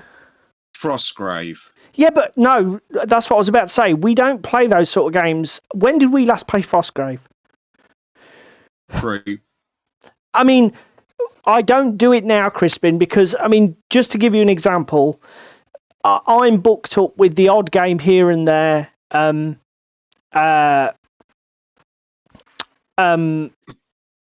with guys at the club, and I'll play a different guy every week, and we'll play a different game system every week, and I'll get 4 games in a month, and I never get a chance. Because that's really my only gaming time, particularly now we're doing the live stream and that at home.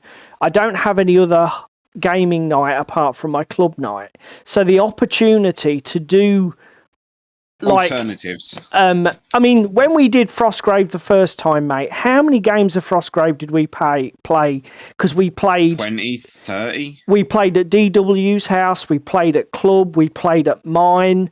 We played scenarios. We played the hell out of Frostgrave, and it was a different time, and opportunities were there for us to just game twice a week, at least. And we really, I loved it. And if you were to ask me, would I like to do that again? Fuck yeah, I would love to do that. I would love to do another Frostgrave campaign with David. I would love to do a Kill Team campaign. I would love to do Warcry and go through the whole Path of Chaos campaign with David. Oh, God. I mean, David and I are even looking at doing something with 40k, but again, not being the hugest fans of competitive 40k, we're looking at doing something with a bit of a narrative to it, using an old campaign supplement. Yeah, old 7th edition campaign supplement that I found. To not give too much away, but God, yeah, I would love to. But it's like I've commented before about role-playing, isn't it, mate? D&D. Yeah. It's the same thing. I would love to play in a D&D campaign. I would love to run a D&D campaign. We just don't have the time. It's just such a huge time commitment, and the problem with those things is that they push other things out. That's the problem. Kill Team. Kill Team. Because we even did a month of just Kill Team, didn't we? Yeah, but not the current edition, the old Kill Team. We did we had a little campaign of that, didn't we? Because I could remember building my experience on my Necrons and things. So we did.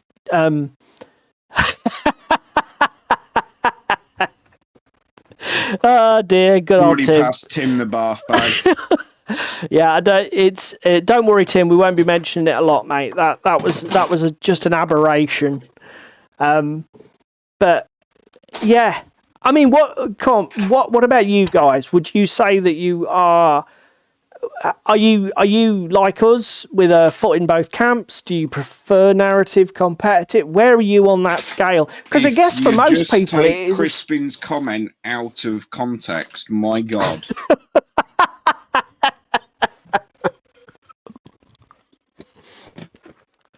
Well, if it's any help, Crispin, I didn't swallow Tim.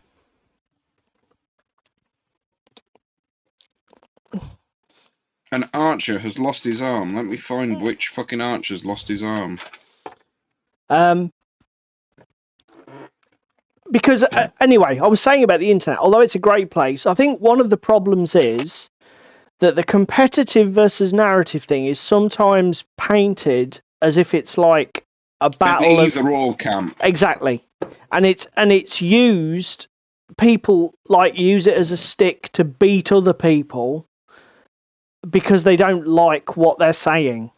Yeah, you shouldn't play narrative because competitive is where it's at, or competitive so bollocks, you should only play narrative. Yeah. How about both of you put your loggerheads down and just play the game, enjoy the game, come back to us after. So when you say, because Crispin's waited in here, so when you say you exclusively do narrative, is it... Yeah, okay, so actually you guys are both, because Tim's saying the same there. I build fluff lists and run with it. So again, you're building a list not from the point of view of what's competitive. You build, even your army list has a story or in a sense of internal logic that makes sense to you. I'm guessing that's what you mean by that. And were you were literally drawn to that club because of all the like-minded people who wanted to play the story-based games, Crispin? Do you play like asymmetric scenarios and people have different, like you'll have different points levels and just basically anything goes? Because I think before you've said you do homebrew rule sets and things as well, don't you? So, because I mean, obviously that's really, when the story is in the ascendancy and you're starting to sort of hybridize or compromises the rules. Okay, Xenos Rampant. And do you play it stock, or do you have tweaks or little house rules, or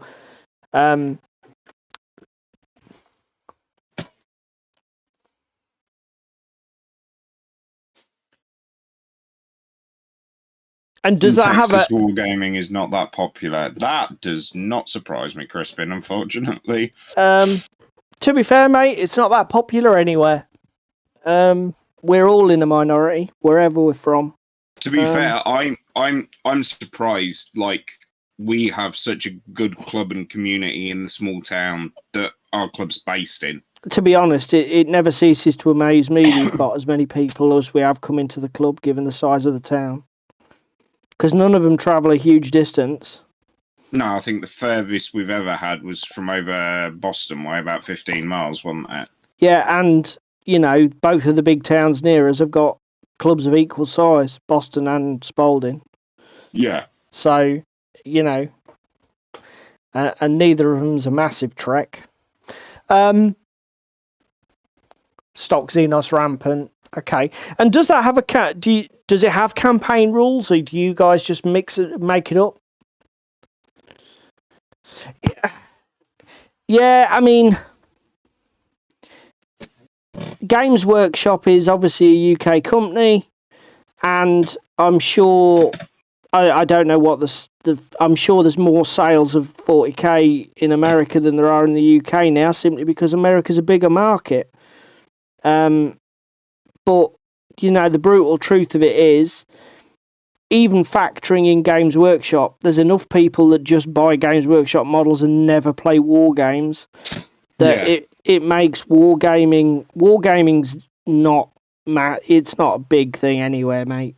We are very much a niche group of individuals with a very specialist interest. You know. Again, when you mention to somebody you're into wargaming or tabletop gaming, most people that have heard about it in the community that are not part of the community itself go, "Oh, well, you paint Warhammer 40k miniatures or Games Workshop Oh, you mean stuff." what? Yes. Yeah. Or Warhammer, you mean? Well, Yeah. no, but yes, yeah, we know it. Yeah. Yeah, but Tim, that's because we all work out of sheds, and it's the British way of everyone starts in a fucking shed in their back garden. About it, so many small backyard companies in the UK. Yeah, I was going to say that's more to do with the way us Brits do business than wargaming, I think, Tim. It doesn't matter what sect you're in. Most people, small companies are a thing here. Even now, in the rise of the corporate entity, we've just got something. I think it's even more apparent with the internet, as we were talking about earlier. Yeah, because people have the ability to create websites, promote businesses, and sustain local businesses, small businesses. I mean, not necessarily in wargaming, but you still get a lot of independent retailers in lots of sectors. Wargaming, the customer base is so small, it's difficult to make anything work that's not an online business. In our country, anyway. Yeah. But yeah.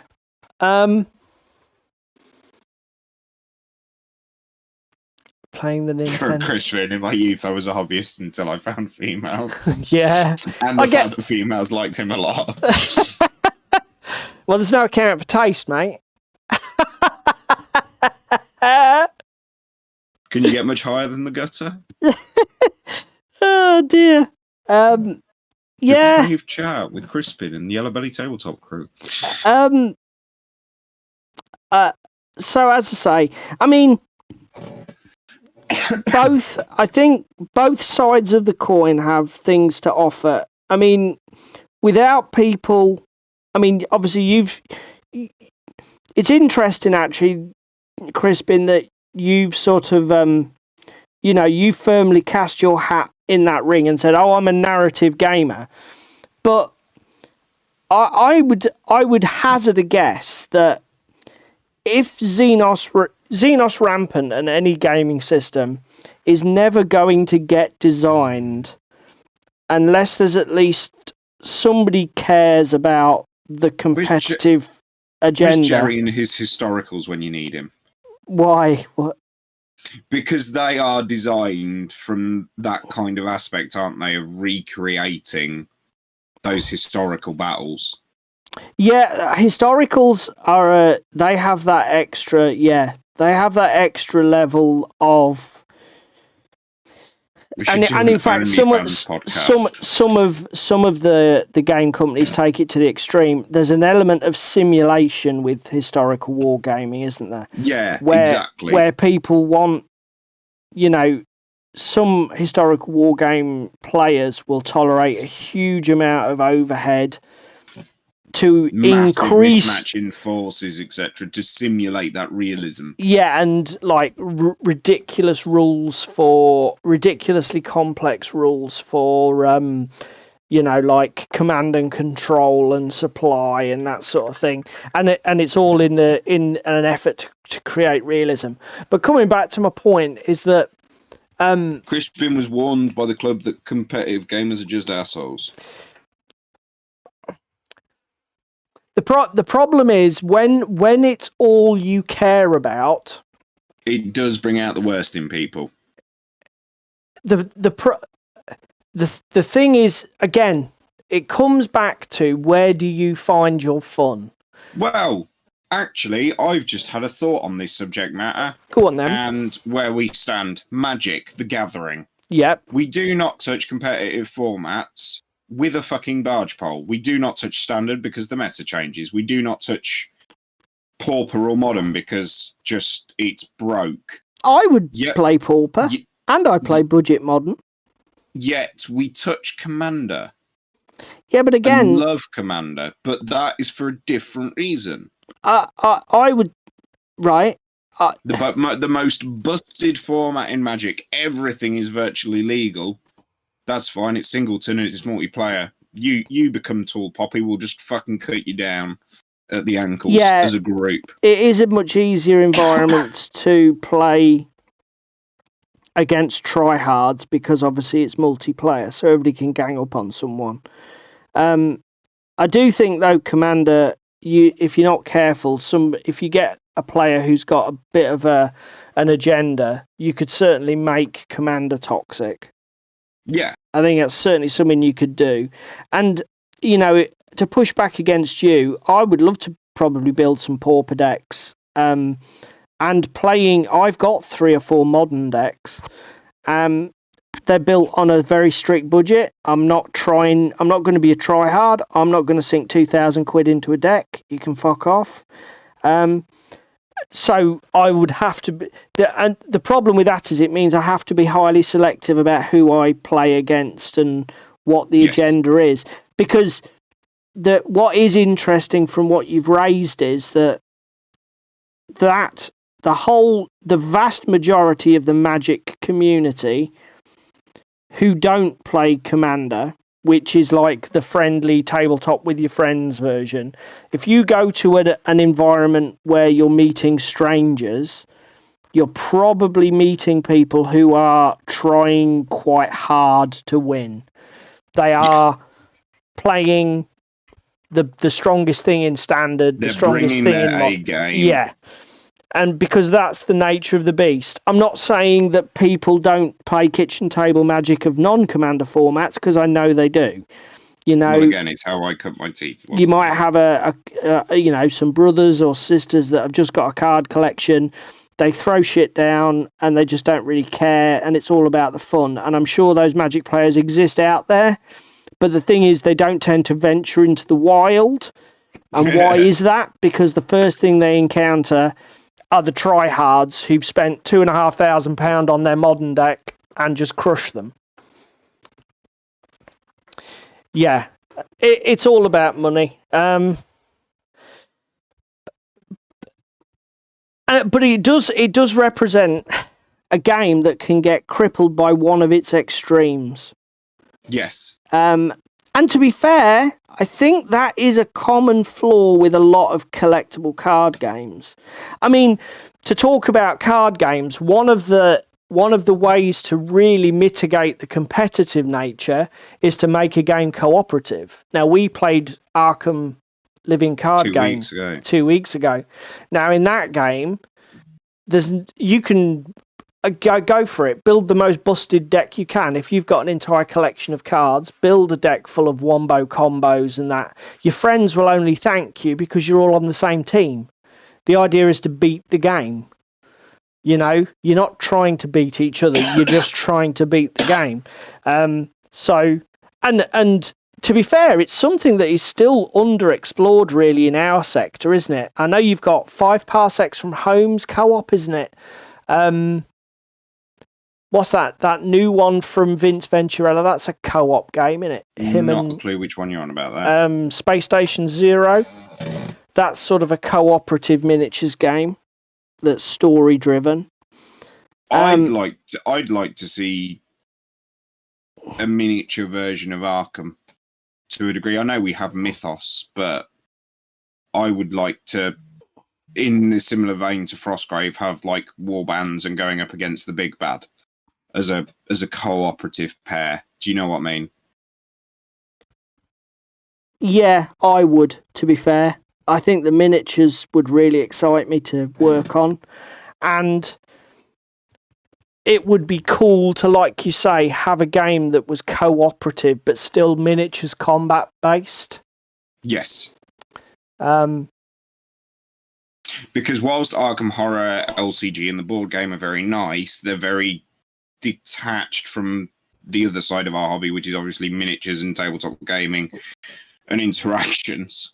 Yeah, you and I are still... You will have to play Mansions of Madness and see if that is like the perfect marriage of miniatures and cooperative war games. We'll have to do that. the thing is, both again, Blood Bowl's actually quite a good example as well from GW of a game that goes one of two ways. If you are just turning up at a store to play Blood Bowl and you don't know your opponent, you're probably going to have a bad time. Whereas if you go into that with your friends and have an understanding of this is what we're building to and everything else, yeah, and also it's actually quite an enjoyable experience. Yeah, and again, you have that conversation where it's like, well, yours is not a great team. It's, halflings and goblins aren't particularly strong, so I probably won't bring Nurgle, or I'll bring more line. Massive incentive. I'll bring more linemen and cut down on my specialists just so that I don't fucking crush you. But I mean, again, to be fair though, look at it listen. I mean, let's flip it round. We've said about the thing with narrative games. If there wasn't somebody who was interested in the tight mathematics and just the actual mechanisms of game design itself, narrative gamers wouldn't have a game to play. But by the same token, even if you're the most competitive 40k player in the world, where the only thing you care about is the win, you track the meta, you will literally dump your army on eBay and buy a whole new army and get it pro painted or commission painted for the next tournament. If the codex drops for that and it's a new hotness, fuck it, that's out, this is in. Even if you're that guy, the reason you're not playing drafts with black and white circle markers is because somebody has put their creative efforts into writing a backstory, creating factions, sculpting models. All of that is like narrative-based stuff, isn't it? All of that is storytelling. Yeah. Do you know what I mean?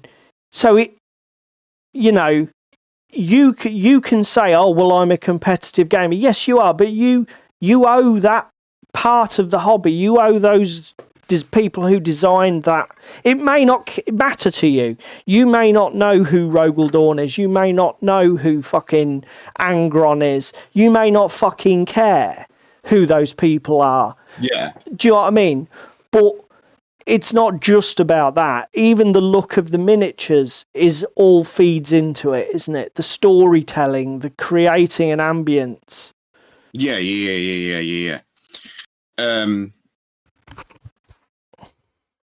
I don't.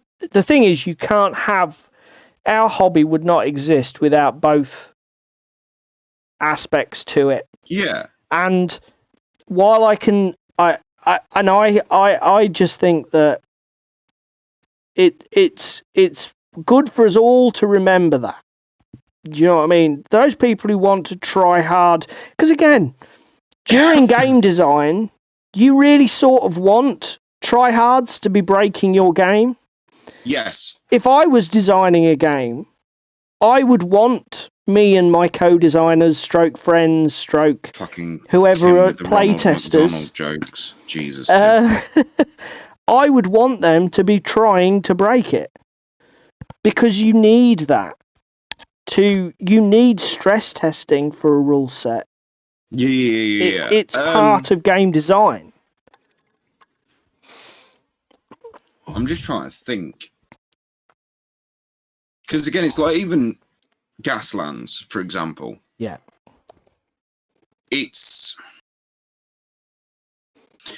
And I'm not slating Mike Hutchinson when I say this, but it is so generic and lifted from the likes of Mad Max and other things, and just throwing it on the table and use some Hot Wheels, use these templates, get some dice, throw them around, do what you want, make your own, use the scenarios to make your own narrative, develop your own story. Here's some campaign rules, get on with it. Similarly to Frostgrave. Yeah.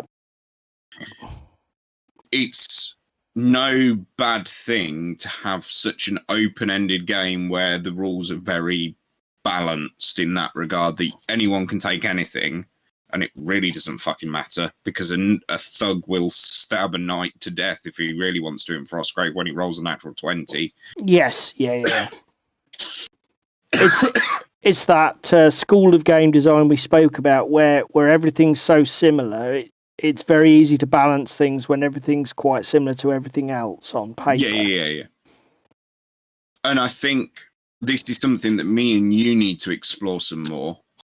And I know we've said it before about linking Dropzone games or Armada and Kings of War 3rd edition games, and having the outcome of a naval battle affect the beach landing in inverted commas, or the outcome of the space battle affecting the ground battle. Because I think that'll bring something to life for us that we haven't necessarily hit on before. Yeah, I agree. I mean, the last time I did anything like it was when Gareth was going to our club at Hull Beach. Gareth, I bought I can't even remember what the book was called. Night Tim.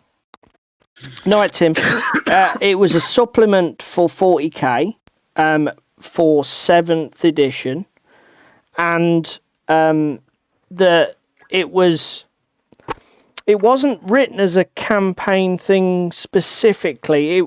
It was about, the idea was you had 3 stages of attacking a planet. So you had the landing, and it was like a series of 9, I think it was, missions. Yeah.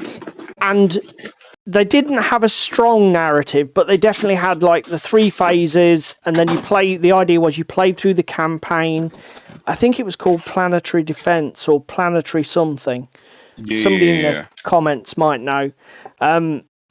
And I literally, what I did was, after I played Gareth played his Blood Angels and I played my Necrons, and literally after we'd played each game, I would go away and write like a 1,000 word short story about what had happened on the table, and wove quite a complex narrative to sort of like lead us to the next battle, sort of thing. Yeah. And that was the last time I did something like that, and that was an age ago. But I loved it. I had such good fun with it.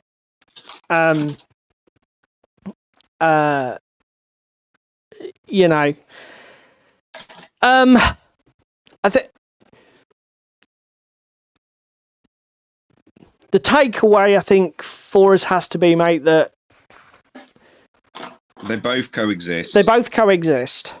And if anything, the important thing is to make sure that you're playing a game. The one thing that I will say that is quite important is to make sure that you're playing a game, playing the right game with a like-minded individual, wouldn't you? So, yes, definitely. Some games sit. So let's take Frostgrave versus what's Infinity, okay? Yeah. So Frostgrave is a very stripped down basic rule set. No, and I'm not being critical in that way. I think it's a positive. The emphasis is on developing your warband, creating a narrative thread for your wizard and his apprentice and the guys in your band. Or potentially all of the missions have quite strong story elements to it. So like you're in an old library, or you're trying to get something out of a ship on a frozen river, or whatever it is you're trying to do. So that game obviously leans into the narrative side of it.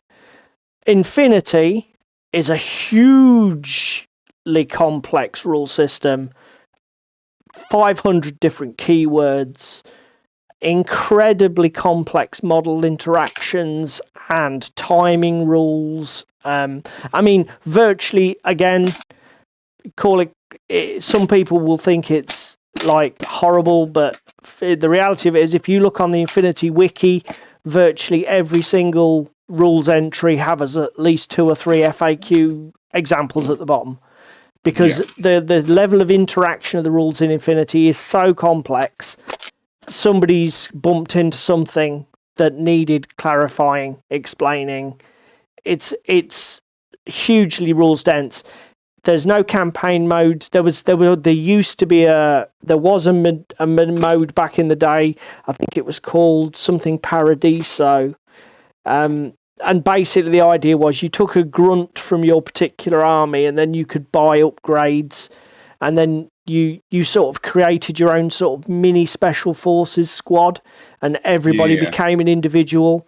But it sort of like it was created early on in the game's development, and it then sort of like faded away, and they've never really explored it because Infinity has very much gone to sit over here in the tight competitive rules with OnTabletop's contribution and the narrative campaigns. That's true. Even though the rule set is super aggressive and super punchy, the narrative campaigns are gorgeous and done well. And I am so glad that I played some Duragama campaign when it was out earlier this year. Yep. And I am looking forward to the next one in 2023. To be fair, that is an excellent example of how the narrative is being fostered, at least in Infinity's lore. But I think you will agree that narrative does not play any part of an individual game, does it? No. It's like, yes, there are named characters in Infinity, but I mean, I don't know how you feel about your factions, Pano and Yujing. How engaged are you with the individual characters, the named characters? Not massively. Yeah, I mean, I know that they exist. I know you Jimbo is a named individual. I know that Oyama is a named samurai, whatever the word is that I keep forgetting, Domaru. I don't know anything about him. I don't know anything about him from the story. And when I'm playing Infinity, I'll be honest, Infinity is one of those games where there is so much headspace required for the rules. I haven't got any headspace for lore. Yeah. Having said that, though, the cinematic moments thing is still there. You know, It's like in that game against you when that guy ran up onto the roof and there was your doctor there, and it was like, can I just get to that objective? And the doctor's blasting. What were you blasting me with a shotgun? And I was like trying to put you down. You know, you can just picture the cinematic moments in your head.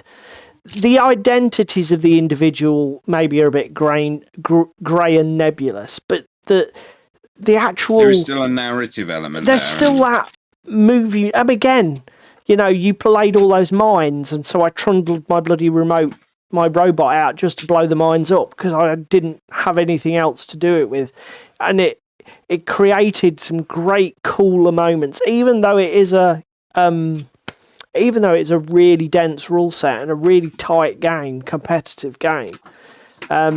It's still got that room, the breathing room, but the principle is still there that the games really are opposites, aren't they? In terms of Frostgrave and Infinity are opposites, very much so. Yeah, complete polar opposites, aren't they? I mean, and ironically, when you look at it, the lore, unless you get into the novels, the printed lore for the Frostgrave world is comparatively thin compared to the printed lore for Infinity, isn't it? Yeah. I mean, Infinity has had a huge amount of stuff written about it in the rule books and the source books and, you know, other stuff. So, you know, the games are not... They've got a lot of dissimilarities, but the important thing I think as well is what we were about to say was when you need to understand where your priorities lie as a gamer and then choose the right game and the right opponent. Yeah. Do you know what I mean? Yeah, and definitely opponents and choosing your opponent to play a game how you want it to be played is a major part. And this is where the social aspect of our hobby is so important, because some of us are unlucky in that every time we wargame, it's probably against a stranger, a total stranger that we've, you know, particularly if you're in the tournament scene of something, and maybe you don't have a casual scene near you.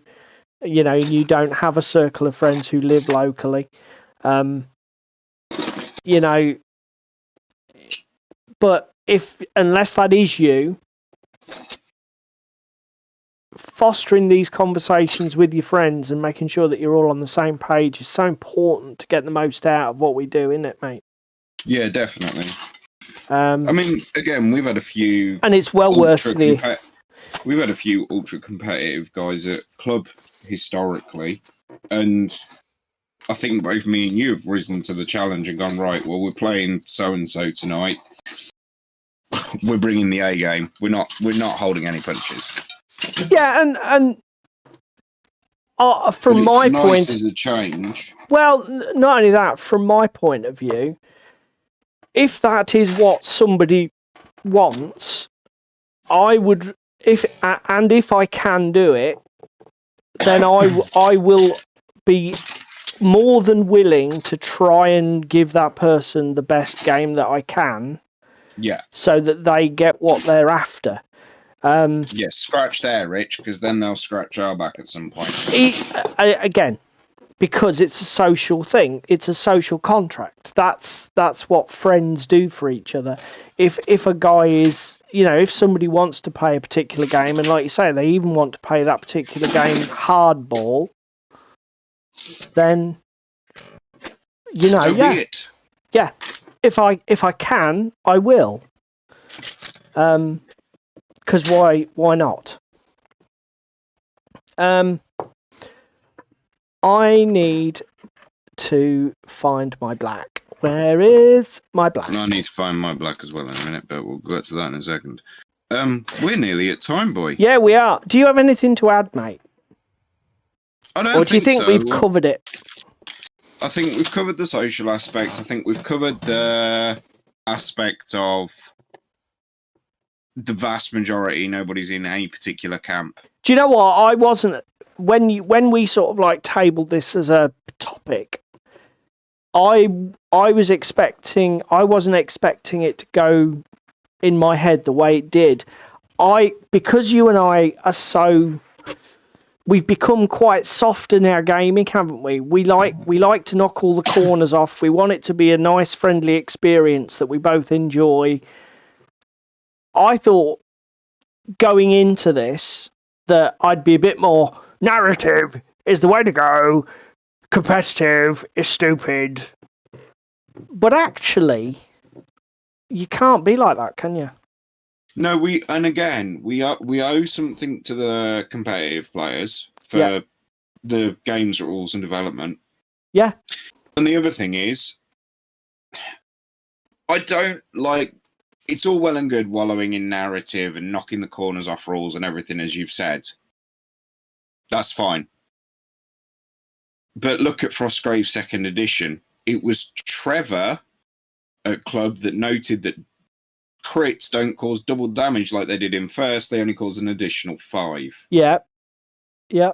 That was something I hadn't even picked up on because I just wallowed straight from first into second and was just like, fuck it. It's not changed that much. It won't have affected the game that badly. Fuck it. It's still double damage. Yeah. I mean, we sort of, because again, there were some things that we did pass through and filter, wasn't it? Like the changes to the warband construction and the specialists, archers going to ranged weapons going to specialists, blah, blah, blah. But like you say, there were nuances that we missed. But again, Trevor picked up on it straight away because he's more rules focused and he's a bit more of a competitive gamer. Immediately, he was like, hang on, look, in the small print. Exactly. So it's what you said, yeah. You know, everybody brings something to the table in what we do. So just, you know, I tell you, next. I mean, to be fair, we always kick the shit out of GW, and the thing is as well. It makes me think as well about 40k. The issues with 40k are all about the way that the game is being managed by the company that runs it. It's You've just fucking red rag to bull me because you've mentioned GW. Yeah, I mean, because Underworld had so much fucking potential. Yeah. To be just a pick up and play casual game. There was no real narrative to it, but it could have been a very quick, easy buy a 25 quid faction box if you've got some mates that have already got some boards. You can play it, and it's good. Do you know what I mean? Yeah. But with the meta and the cards, no. It's fucking super competitive without even trying. Yeah, and it's hard work. It's hard work to draw the fun out of it, because that's the problem. That is the problem with all of these games. All of the games that I don't enjoy them because it's more work than it should be to enjoy it. If I have got to work that hard to enjoy a game, I'm probably not going to play it, because you're out. It's not supposed to be a job. It's supposed to be a form of entertainment and leisure. And if I have got to discuss with my opponent what we house rule, what we leave in, what we take out, how we adjust. Look at your train crash turned to tabling to custodies. Yeah. And again, as I was about to say, Games Workshop are the worst offender because of the way that their company is put together. And again, Magic is the same thing, right? Magic is a victim of the company that markets it. That it is not the fault. The more I think about this, the more people should not be blamed for playing a game the way it's been marketed, or for playing the game a particular way. If the company leaves that door open and sells a product in that way, people are going to go through that door and engage with it. And it comes down to companies managing.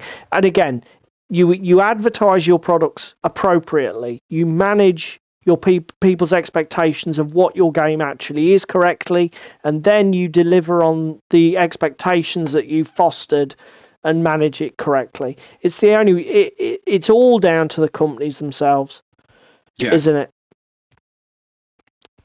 Definitely. Anyway, we're going to call it a night. Everybody, thank you for being with us. Thank you to everybody in chat. Thank you for everybody who's catching up later on YouTube. So, story or glory? What gets you excited at the gaming table?